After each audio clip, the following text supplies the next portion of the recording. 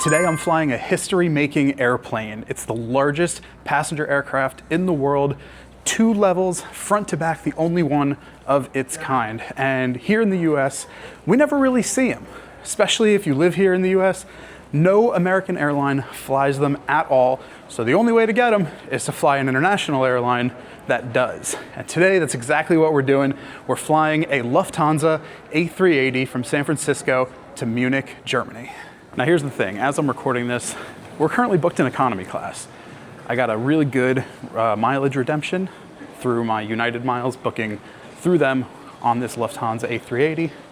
But I'm gonna see if we can grab a cash upgrade to business class. I'm not sure if it'll be available. There's a bunch of seats open in business class, but because I booked it with miles, they may not let me pay cash to upgrade, so we're gonna have to find out. But I'm also not even sure when we're gonna be able to do that. I think I would have to do that with the gate agent, but we're like 6 hours early for this flight, so I don't even think anyone's gonna be here. So in the meantime, we're gonna go check out the lounge. Now the ticket doesn't come with a lounge because it's economy class, but I'm a priority pass member, so I do have access to a couple of lounges here at SFO. And there it is, but it looks like there is quite a bit of a wait. Now we definitely have the time to do it, but I'm not so sure that I have the desire to stand in line. I guess we could check out the wait list and see how long it's gonna be. Okay, so they're only gonna let us in 2.5 hours before departure time. And we have like 6 hours until departure time. So I guess that's not happening. Now I'm just checking here on the Priority Pass app because there are some other lounges. There's the Golden Gate Lounge in the International Terminal and the China Airlines Lounge, and then the Virgin one is closed already. We could go check out the Golden Gate Lounge. I've heard good things about that one. I've heard the China Airlines Lounge isn't so great, so let's try for the Golden Gate one first and see if we can get in. So that means we need to go down to the A gates. And see, the A gates are down here, but our flight is gonna leave from the G gates, which are all the way back the way we came. And normally I wouldn't come down all this way, but like I said, we got 6 hours. We are not pressed for time here. It's so quiet in here, I feel weird even talking to the camera. San Francisco is what they call a quiet terminal, so they don't make like boarding announcements terminal wide, and they try and keep all of like the intercom stuff to a minimum. So the airport is a lot quieter than most major international airports. But that also means that I feel like everybody can hear everything I'm saying right now. I'm very self-conscious about this. Fuck it, I guess that's just part of being a YouTuber. So you can see we're starting to come up on some of the international airlines now. We got TAP Portugal, Emirates over there, Air Premia, which I've never even heard of. No idea where they fly. But actually that Emirates plane is your first look at an A380. It's not our A380, but it's an A380. Absolute worst case, if we can't get into the China Airlines Lounge, we should be able to get into the Air Canada Lounge because I am a Star Alliance Gold member, and I believe that that gives me access to the Air Canada Lounge. China Airlines. Let's see if it is open. Okay, Priority Pass, 8:30 to 7. So we should be good. Yeah, and see the Virgin Lounge is closed to Priority Pass members from 1:30 to 5:30. So we're out of luck there. But let's try the China Airlines one. Okay, so I accidentally wasn't recording the whole last like 5 minutes, but we tried to go to the Golden Gate Lounge. They were not letting Priority Pass members in, but right next to that lounge was the Air India Lounge, and I realized that Air India is a Star Alliance member, and since I'm flying on a Star Alliance itinerary and I'm United Gold, I was like, maybe I have access to this. And it turns out I do. So now we're in the Air India Lounge, and I know absolutely nothing about it. So let's go give it a tour and see what's here.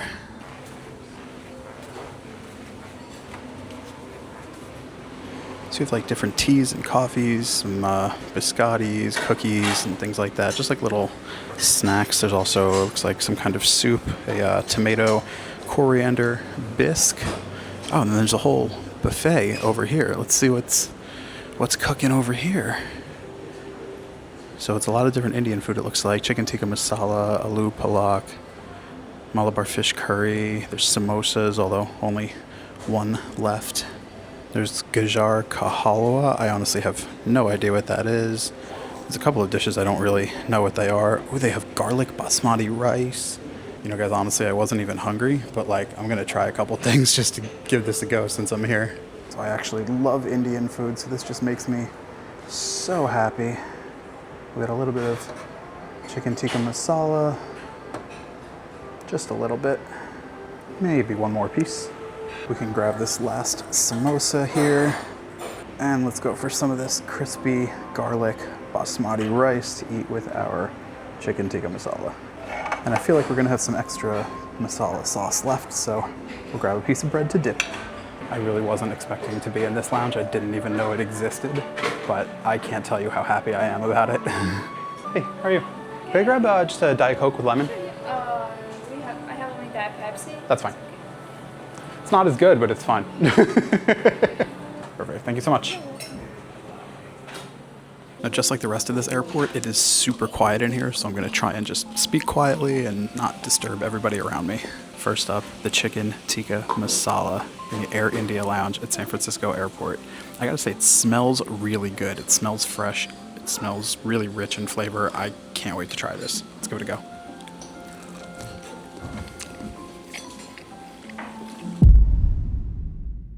That's pretty damn good. I'm kind of in shock.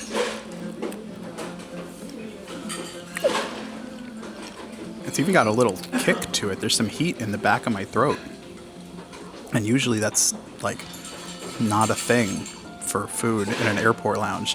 Nothing ever has any spice or any real flavor. That's surprisingly good. Let's try this mini samosa next. I don't know what kind of samosa it is or what's in it.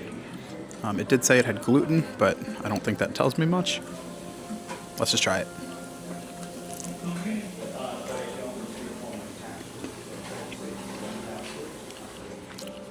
I think it's a vegetable samosa. Also really not bad. You know, I might have missed it, but I don't know if there were any like chutneys or like sauces or curries or anything like that to like dip stuff in. This would be really, really good with like a tamarind chutney. But as it stands, it's not bad. Okay, last but not least is this crispy garlic basmati rice. Honestly, not expecting a whole lot. It looks like it's just some crispy garlic pieces in rice. Let's see if that's what it is.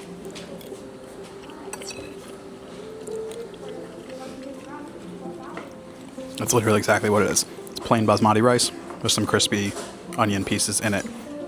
However, I bet if I combine that with the chicken tikka masala, now we're talking. Let's grab a little bit of rice and a little bit of chicken.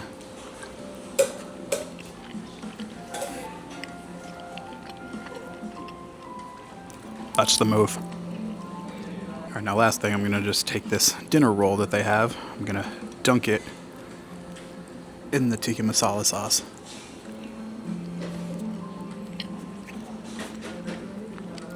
As far as non-exclusively business class lounges like the Polaris lounge goes, this is the best food I've ever had in an airport lounge, period. I'm so glad we stumbled upon this by accident. Guys, check this out. I just realized under the seat, they have like outlets, but not just normal outlets. They also have USB ports built into these outlets. I was just thinking like, damn, my phone's starting to die. I gotta go like somewhere, find an outlet in here. It's literally right under the seat, and it has USB-C ports in it. So like I said, we still have quite a few hours until our flight leaves. So I'm just gonna hang out here for a bit, eat a little bit more, relax, get some work done, and in a couple of hours, we'll jump on this Lufthansa A380 to go to Munich. Bye, sir. Have a Bye. great flight. Thank you very much. Have a good one. You too. The Maharaja Lounge for Air India, fucking fire. Super, super cool. So it's been a few hours, but we still have a few more hours before our flight. And the reason we're going down to the gate so early is to try and see if there's a gate agent there who will hook us up with a cash upgrade for business class, because I, for one, really don't want to sit in economy for 11 hours. So let's head downstairs and to the gate. The other thing is that this gate is literally on the complete opposite side of the airport. We're at the A gates right now. We need to go all the way around to the G gates. So we have about probably a half hour to 40-minute walk ahead of us. We technically could take the shortcut by going out of security right over there and then re-entering security on the other side, and it would literally just be like crossing a hallway. Like, the gates are there. But the only way to get there airside is to go all the way around, because this airport is basically just a big circle. So that's what we're gonna do.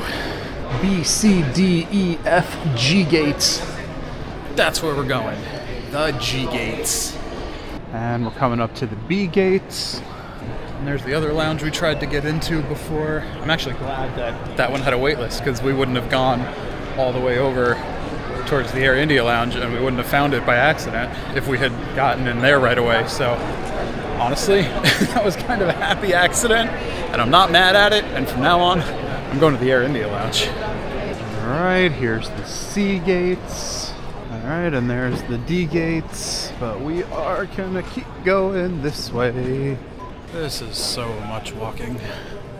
And here's the E gates where we got off of our last flight. So we've now made it back to where we started, and we still got like half the terminal to go.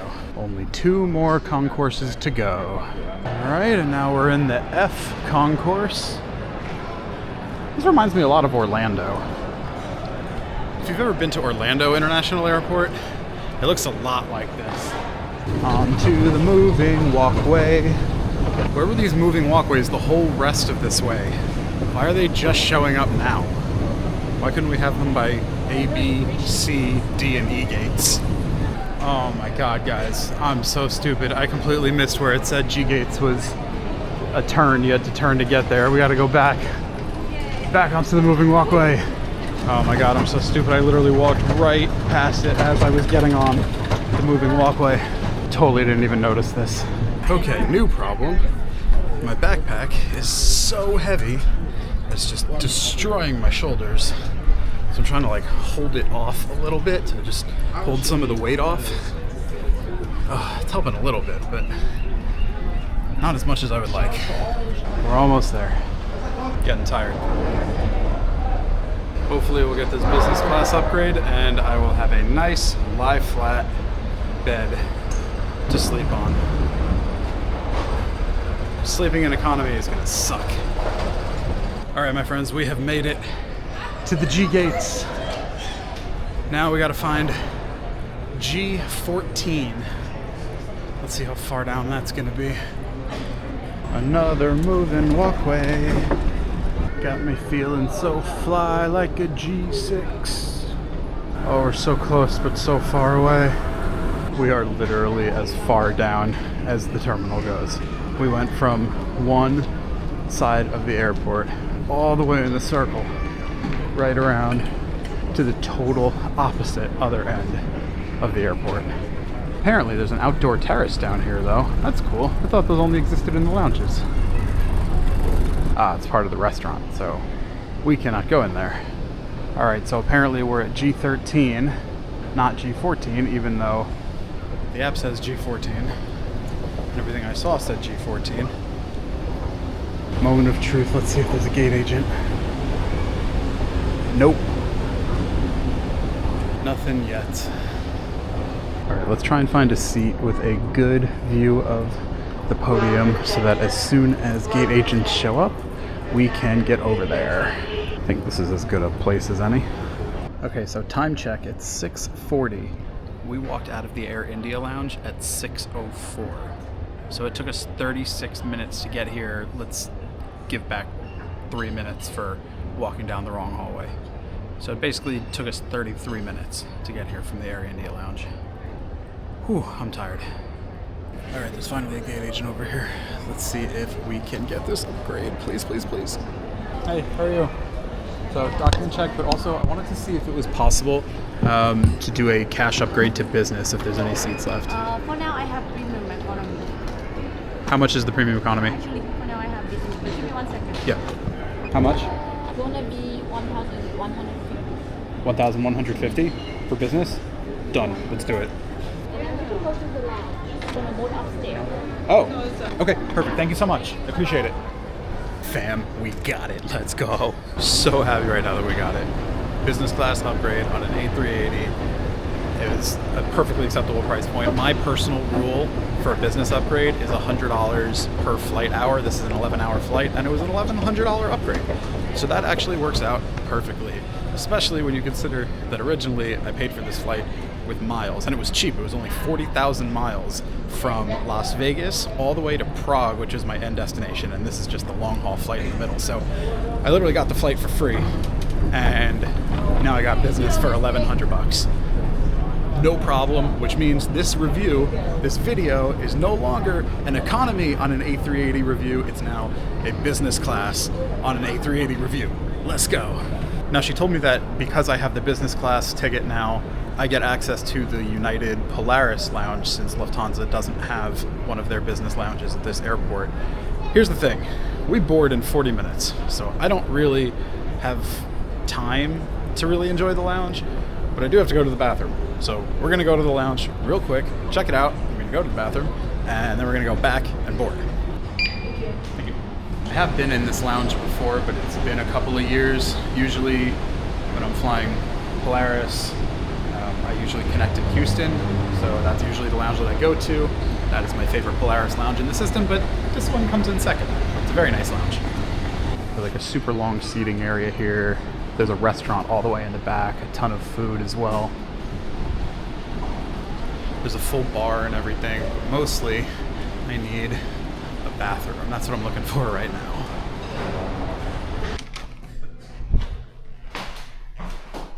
Overall, they're pretty nice bathrooms. This one is like not particularly clean right now.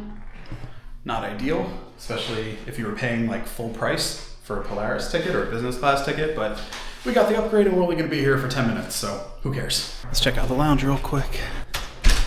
So you have the whole seating area back here. Then there's some like workspaces, so if you need some more quiet to take a call, you can do that. And then here's where we were looking before. So you have different like kinds of seating. You have some more like private areas, some more open stuff, regular tables, booths. It's really nicely designed. The tile is nice, the bar with like the fake light up marble. Really, really nice. I quite like the design of the Polaris lounges. I think they're just like really pretty looking lounges, very upscale, very elegant. And then down here we have the food. So there's some hot food here. They have street corn soup, rice, a tofu dish, some seafood over there. There's a green bean and tomato dish, and then some chicken as well. And then as usual, there's like a salad bar and desserts and things like that. It's all the same kind of stuff you see in most lounges. But given that we just came from the Air India lounge, actually I have to say, the selection at this lounge, I don't like quite as much as I did at the Air India lounge. Yeah, not quite the selection that the Air India lounge had. And honestly, if I had to pick between the two, I think I'd go to Air India. Now let's go enjoy our upgrade. Now one thing I don't know is actually if we're on the lower level of the plane or if we're on the upper deck.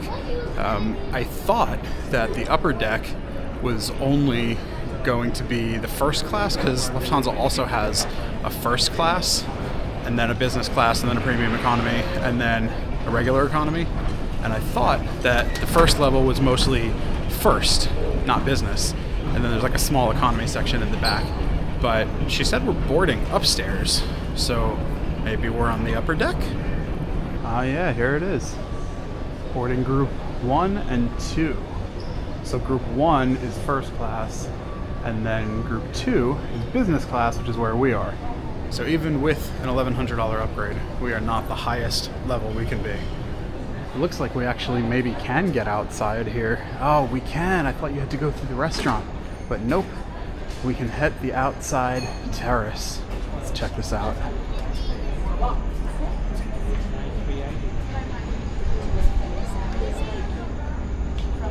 Wow, this is so nice. The Air Canada lounge here has a fantastic outdoor patio as well if you ever have the chance to utilize it. And there she is through some very dirty windows. I am so ridiculously excited now for this flight. I was dreading spending 11 hours in economy, and I know how entitled that makes me sound, but I haven't done a transatlantic flight in economy in probably 6 or 7 years, and I really wasn't looking forward to doing it this time. So I'm really glad we got that upgrade. Also, the weather out here is just gorgeous. It's so nice. I wish I'd realized this was available to the public sooner and not just people who were dining in that restaurant. I would have been hanging out here a lot longer. We still have like 10 minutes until we start boarding, so I'm gonna enjoy the fresh air.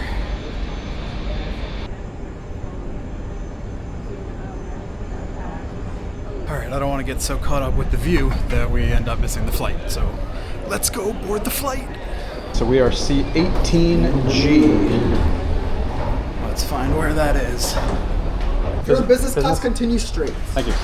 Have a nice flight. Business class. The fact that the ramp is going up tells me we have our answer. We are on the upper deck of this plane. I cannot wait for this.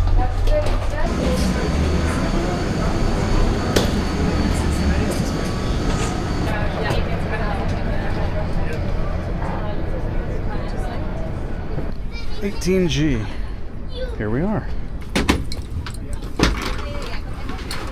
All right, we'll do a quick seat tour before my seatmate gets here, whoever that is. So it's really open. There's not actually a lot of privacy in this cabin, to be honest, which is going to feel really weird filming, but they are lie flat seats. You have a footwell here. You have, looks like a comforter, a pillow, and then probably a full sheet set in there. Looks like there's some slippers as well. And of course you have a TV, and I think it's time we sit down and get comfy. Okay, so it looks like we got some storage down here. Yep, water bottle, if that wants to stay. And on our amenity kit, we will go through this in a little bit. I think I could probably just pop my bag in there. All right, let's see if this will fit. Oh, it does perfectly. Easy, love it. I'm trying to see, is that all the storage on these seats? I feel like it's not a lot of storage. And there's this like section down there where I can stuff this. Not a whole lot else. Let's throw that under there for now. I wasn't filming when she came, but came around with some welcome drinks, either champagne, cocktails, or water. We drink water on this channel. And Coke Zero, but that wasn't offered yet. Well, first impressions of this seat are that there's not a whole lot of storage, but the seat itself is pretty comfortable. I just wish there was like more privacy, like a divider or like more like pods like United Polaris or the Turkish cabin. It just feels very open, which on the one hand feels cool because it's really open, really light, really airy, but like also I can see everyone and I feel like everybody is watching me, which makes filming this video incredibly awkward. So I'm gonna put the camera away for a little bit until something cool enough happens to warrant pulling it out. So they just came around and gave us these little orange bags, and I thought they might actually be like fake candles or something, because I was on another airline a couple of months ago, I think, that did that. But I was just reading it, and I think it's actually a bag of nuts. That's exactly what it is. Almonds. We have our very nice dinner menu. So there's like a selection of appetizers, prosciutto, tuna tataki, burrata, and then some main courses to pick from. There's chicken, salmon, or rashti, which I do like. I don't know if I like it more than the chicken, but that might be something. And then there's like a selection of desserts, cheeses, fruit, or cheesecake. And then there's like a pretty intensive selection of different cocktails, liquors, beers, wines, things like that.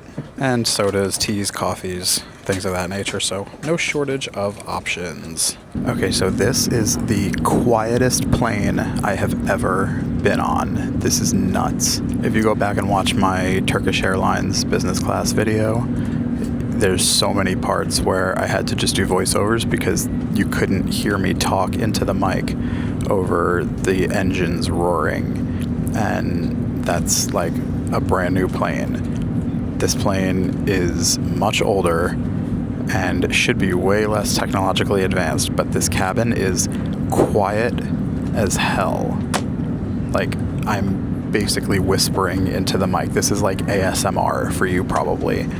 And I still feel like the entire cabin can hear me because of how quiet it is.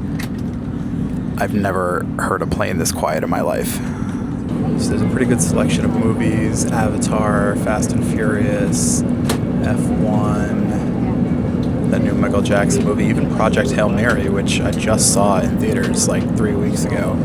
So, I mean, it's a pretty good selection of like pretty recent movies also.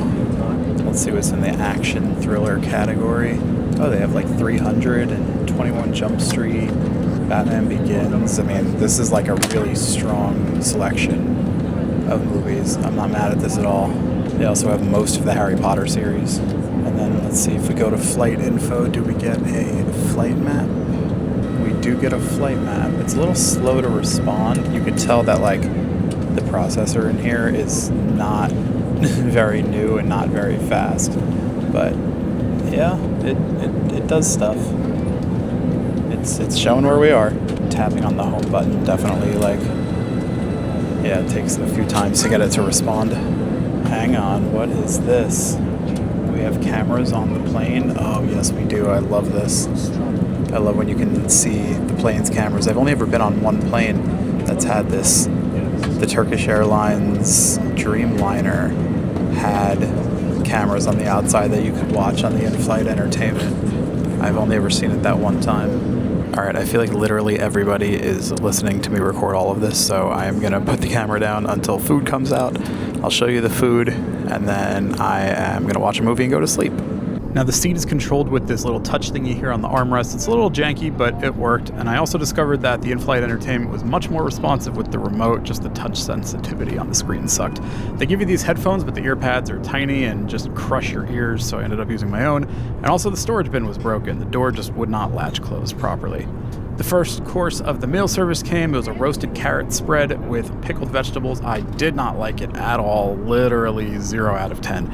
And then I got some prosciutto for the second course, which was just fine. It's just prosciutto. I did happen to notice a rip in my napkin, so love that. For the main course, I picked the chicken. It was okay, but nothing special, maybe like a 5 out of 10. For dessert, I had a cheesecake, which is definitely the most enjoyable part of the meal. Came out nice and cold, tasted pretty good. I will give that a 6.5 out of 10. All right, so now that dinner's over, it is time for me to get some sleep. I just made up my bed here. There's a mattress pad under me that they give you, and I got a blanket and a pillow. So I am ready to knock out, and I'll see you guys in a couple hours when we wake up for breakfast.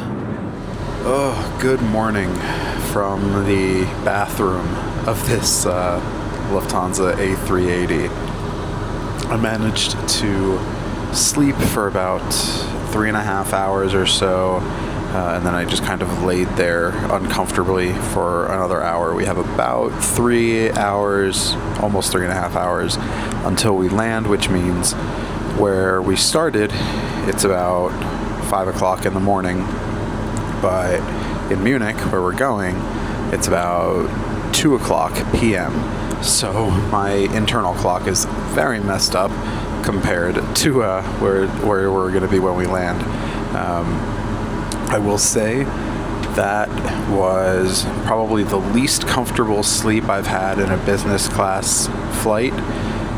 That seat is very narrow when it's laid flat. It's really hard to get comfortable. I also slept most of the time without the blanket on, because when I had it on, I was just sweating bullets. I feel gross right now. I desperately need to shower because I just feel so sweaty and so gross. I just washed my face a bit in the sink in here, but that was about all I could do. Overall, I have to say I don't love the way that these seats are built and the way this cabin is laid out. But I will say the service has been really good so far. So shout out to the crew, not so much shout out to whoever actually designed this cabin. Figure I'd give you a lav tour real quick. The bathrooms are pretty basic here, but there's a window, which is great. I have it closed right now because my eyes do not need that much light. But other than that, it's pretty standard.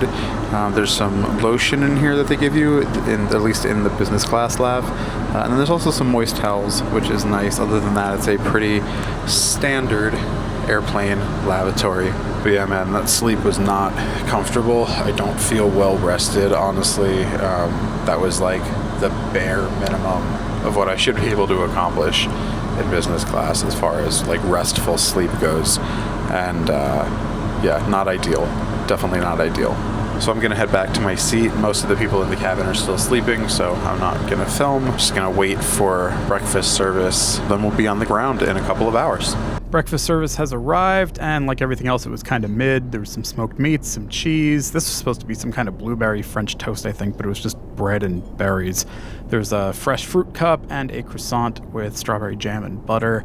Honestly, the croissant was really the only thing worth eating here. Okay, so that's pretty much the end of my Lufthansa A380 business class experience, and I have a couple of thoughts here. Firstly, the seat. This is a very narrow seat by business class standards. It was very difficult to get comfortable, especially while laying down. It's not that bad when you're sitting up, but laying down, for me, I just could not get comfortable on my back, on my side. I just felt squished in the entire time. It wasn't fun. I didn't get a very restful night's sleep. The other thing with the seat design is the lack of storage. There's literally just like one little storage cubby that's enough for me to fit like my wires case and a bottle of water. That's it. I have nowhere that I could put my laptop if I had it out. I have nowhere to store my headphones. I have really no storage space at all, which is pretty unusual for a business class setup. Usually there's at least like a pretty sizable cubby, and then there's usually like one or two other storage locations. So this is definitely lacking that. The other thing here is the lack of privacy. This is the most open cabin I have ever seen. Honestly, I feel like you have more privacy in a lot of economy cabins. The seats are very, very open. There are no dividers anywhere. Everyone can see everything and hear everything. So especially like in the middle of the flight when it's super dark, but somebody has a TV on with a super bright light, it lights up the entire cabin in this really, really bright white light.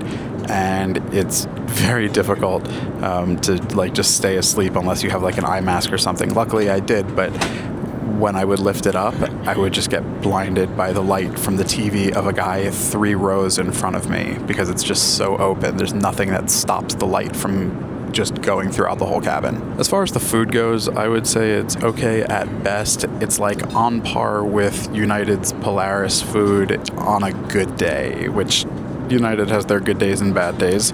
I would say this is on par with it on a good day, which again is like not hugely complimentary, but it's okay. It definitely is not as good as the food I had on Turkish Airlines business class, and it's nowhere near as good as the food I had in Ethiopian business class. Okay, now let's talk about some of the positives here. The in-flight entertainment movie selection was great. Very varied, a ton of options, action movies, comedies, stuff for kids, all kinds of stuff, dramas. There's a really good selection. There's also some TV shows as well. They even had like The Pit on there. So they have a pretty good selection of TV shows and movies, no complaints there. The system itself is definitely old, but as long as you're using the remote, it's still fairly responsive, and the selection of entertainment choices is good, so I'm okay with that. Another bright spot here was the service. The flight attendants are super friendly, very attentive, asked about like refills for drinks multiple times, always happy to bring you anything. Very, very friendly service, which for Germans is not always a given. Sorry to anyone who's German who's watching. It's not always a given that they're very outwardly friendly. It's not that they're unfriendly, they're just not always like outwardly friendly. But these flight attendants were, so props to them. One more bright spot here was the Wi-Fi connection, which actually worked, surprisingly, because my last 2 long-haul international flights, I had no Wi-Fi the entire time. Like, the planes were technically equipped with it, but it didn't actually work. This time it did. You get free texting on the whole flight. Unfortunately, even for business class, you still have to pay the full price to get full Wi-Fi service to be able to use anything other than messaging, which I find for business class is like a little weird. Like, you're paying so much money for a ticket. I feel like they should at least be able to give you the Wi-Fi for it, but they don't. But everybody gets free texting whether you're in business or in economy. And most importantly, it actually worked well throughout the flight. There were no dropouts.